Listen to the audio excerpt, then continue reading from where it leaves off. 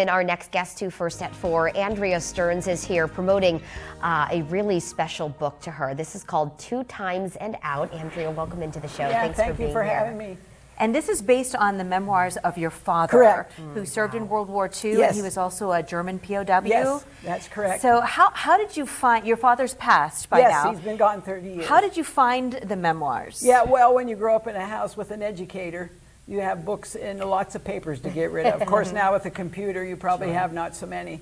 So this summer, my kids were going through things and they found his manuscript. Wow. That none of us really knew that it was ever completed because he always talked about going to write a book. And here it was, lo and behold. So my son and daughter-in-law, they took it upon themselves and went through this manuscript. And this is what happened. This was a creation. And we thought it would be most appropriate to try to get it published by Pearl Harbor Day. Because like he said, the Japanese changed his life. Wow. How so? What did he mean by that? Yeah, well, like I said, he was at Teal College.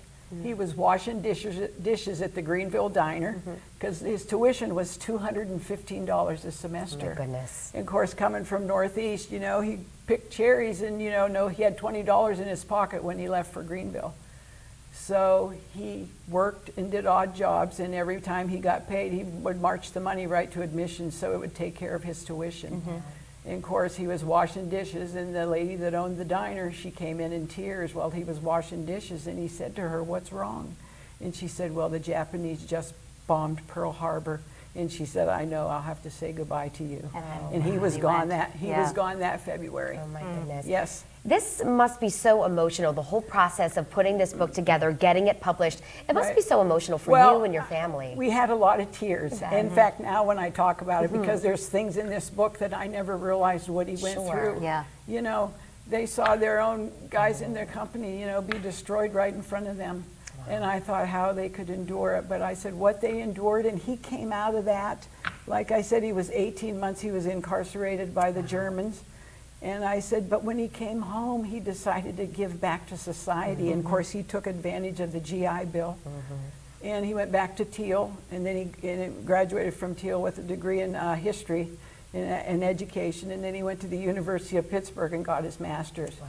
And then he got his job at Sagertown, and that was the only job that he ever had for 40 years. And he became the first football coach. Oh, wow. And I said, he just really gave back to society. Like I said, he always had three pillars in life when he raised us. He was a great dad, but he always says, he always told us, he said, make sure you're a good citizen. He said, charity starts at home. And he said, vote. What was the most surprising thing you found as you're going through and reading what he had written?